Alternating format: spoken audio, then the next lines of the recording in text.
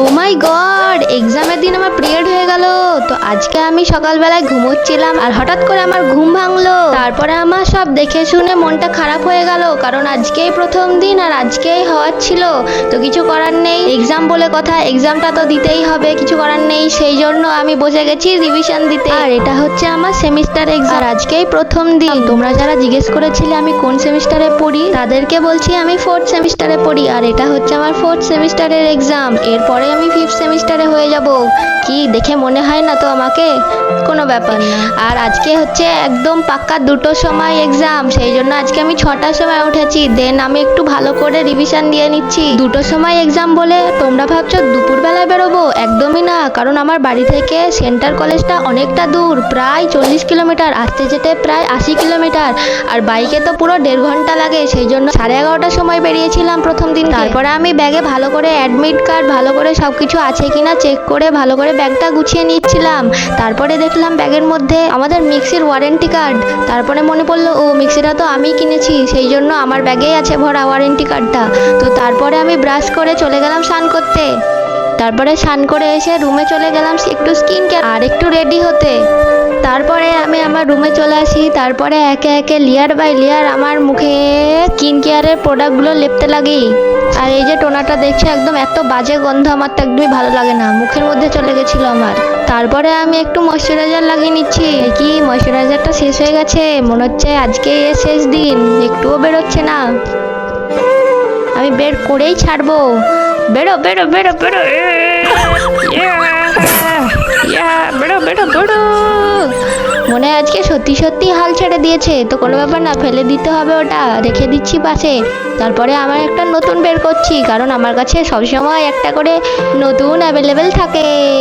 সেই জন্য আমি নতুনটা পেয়ে গেলাম আর মুখে লেপতে লাগলাম। তারপরে আমি ফটাফট মুখে ময়শ্চারাইজার লাগিয়ে নিচ্ছি। তোমরা যদি আমার মতো স্কিনে গ্লো চাও, তাহলে তোমাদের মুখে লাগাতে হবে ময়শ্চারাইজার, টোনার আর রুকো যারা সবার করো, বরের ভালোবাসা বলবো না, বেশি করে জল খাও, গ্লো চলে আসবে। তারপরে আমি আমার সানস্ক্রিনটা খুঁজছিলাম, তারপরে আমি আমার সানস্ক্রিন পেলাম। তারপরে আমি একটু সানস্ক্রিন লাগিয়ে নিচ্ছি, কারণ এতটা দূরে যাব, সানস্ক্রিন ছাড়া তো বেরোনো যাবেই না গাইস। সেই জন্য ভালো করে লাগিয়ে দিচ্ছি। আর আজকে মনে হচ্ছে সানস্ক্রিনটাও আমার পেছন ছেড়ে দিচ্ছে, সবাই পেছন ছেড়ে দিচ্ছে আজকে আমার। কি যে হবে ভগবান জানি এক্সামে। চলো সানস্ক্রিনটাকে মুখে লেপে নেওয়া যাক। একটু হালকা হালকা করে হাতেও লাগিয়ে নিচ্ছি, যদিও বা ফুল স্লিভ আছে, কোনো প্রবলেম হবে না, তাও একটু লাগিয়ে নিচ্ছি।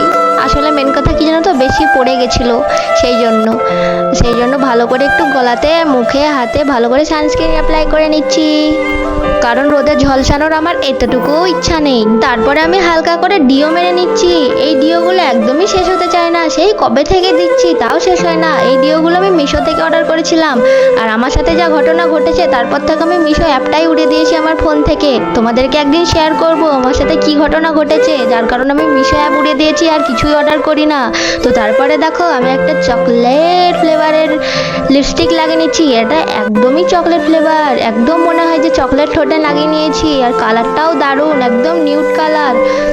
তারপরে আমি আমার ঘড়িটা পরে নিচ্ছি। তারপরে ঘড়ি পরতে গিয়ে দেখি কি ঘড়িটা তো চলছেই না। আমার কাছে মাত্র 2টোই ঘড়ি আছে, একটা স্মার্ট ওয়াচ আর একটা এইটা। স্মার্ট ওয়াচ তো পরীক্ষার হলে অ্যালাউ নেই, এটাই পরবো, তাই এটাতে তো ব্যাটারি নেই। সেই জন্য আমার একদম টেনশনে মাথা অটো হয়ে গেল। তারপরে ভাবলাম যে যা হোক হবে, পরে নিই, যাওয়ার সময় ব্যাটারি একটা লাগিয়েই নেবো দোকানে।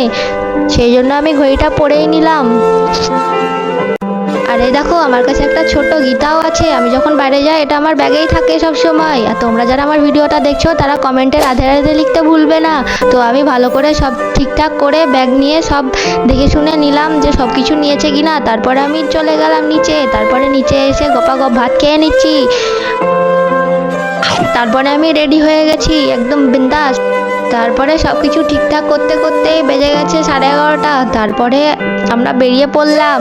দেখতে পাচ্ছ সাথে বাবা যাচ্ছে, কারণ অতটা দূরে একা যাওয়া একদমই সম্ভব না, আর এখনকার দিনকাল যা পড়েছে। তো আমরা বেরিয়ে পড়লাম।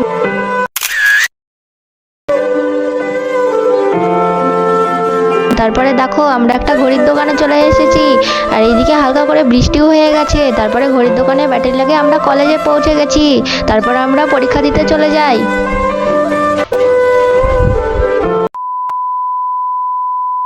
আমাদের পরীক্ষা দেওয়া ডান হয়ে গেছে গাইস, আর এক্সাম পুরো দমদার দিলাম গাইস। পুরো এক্সামের খাতা ফাটিয়ে দিয়েছি লিখে লিখে। তো আমরা এদিকে বাড়ি যাওয়ার জন্য প্রস্তুতি নিচ্ছি। তো চলো বাড়ি যাওয়া যাক।